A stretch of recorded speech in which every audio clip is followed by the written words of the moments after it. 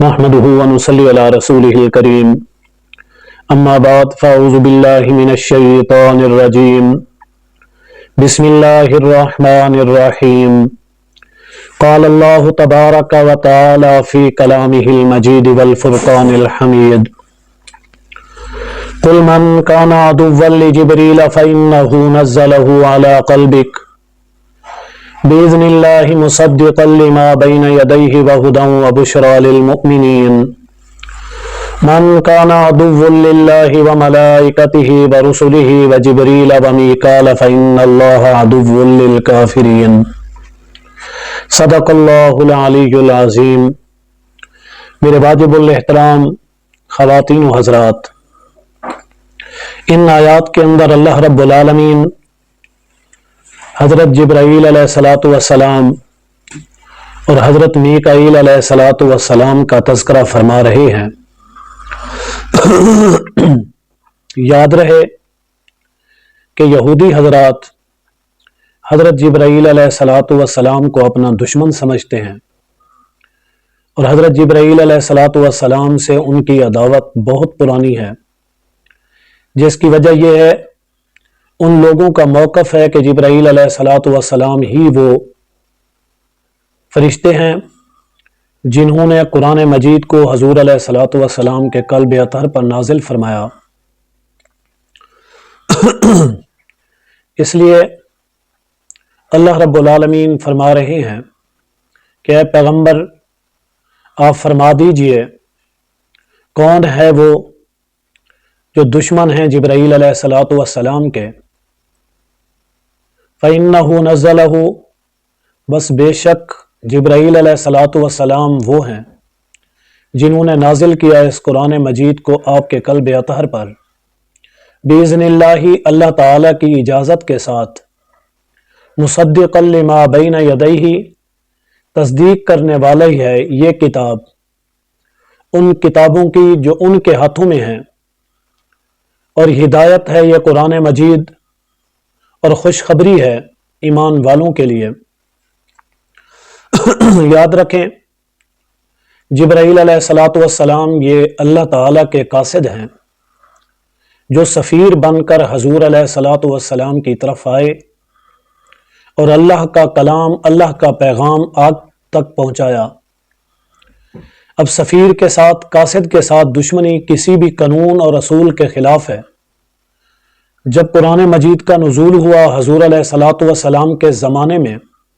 اس وقت بھی بین الاقوامی قانون یہی تھا، سفیر اور قاصد کو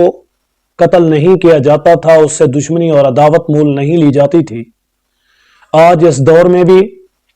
بین الاقوامی یہ قانون ہے کہ سفیر اور قاصد کے ساتھ کوئی عداوت اور دشمنی نہیں ہوتی، لیکن یہودیت کی یہ عداوت اور دشمنی اس دور میں بھی تھی اور آج بھی ہے۔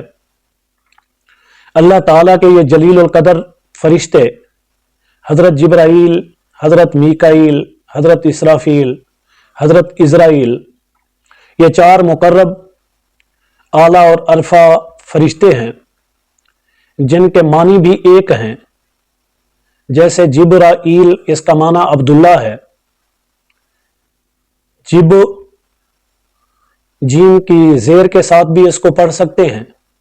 اور جیم کی زبر کے ساتھ جبریل بھی اس کو پڑھ سکتے ہیں، دونوں کا معنی ایک بنے گا۔ جبر عبد، ایل اللہ، یعنی جبرائیل سے مراد عبداللہ۔ اسی طرح می کا، اس کا معنی عبد، ایل معنی اللہ، یعنی اللہ کا بندہ، عربی کے اندر عبداللہ بنے گا۔ اسی طرح اسرافیل، اسرا، اس کا معنی بھی عبد، ایل اللہ، یعنی عبداللہ۔ اسی طرح اسرائیل کی انہی تینوں کی مناسبت کے ساتھ، ان تینوں کو امام بخاری، امام مسلم نے بھی روایت کیا،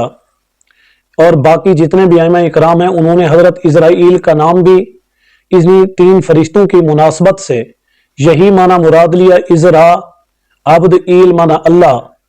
اسرائیل یعنی عبداللہ، اللہ کا بندہ۔ اسی وجہ سے ان چاروں کو اللہ تعالیٰ کے بندے، اللہ تعالیٰ کے ساتھ نسبت، اللہ تعالیٰ کی مناسبت سے یاد کیا جاتا ہے۔ حضور علیہ الصلوۃ والسلام کے پاس حضرت جبرائیل علیہ الصلوۃ والسلام پیغام قرآن مجید لایا کرتے تھے۔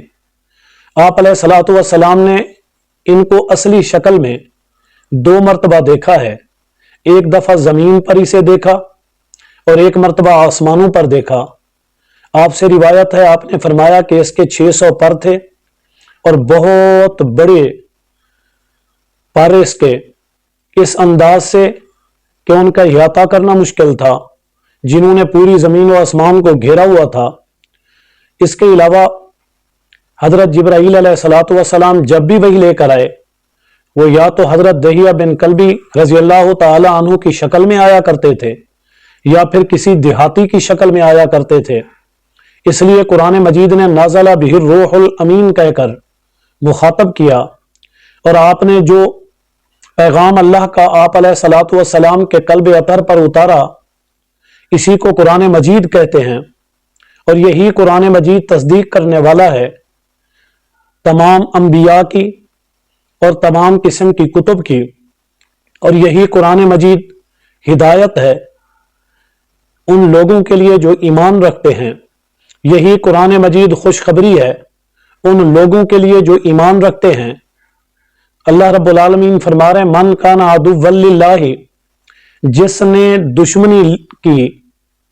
جبرائیل علیہ الصلوۃ والسلام کے ساتھ، اس نے اللہ کے ساتھ دشمنی کی۔ جو اللہ کا دشمن ہے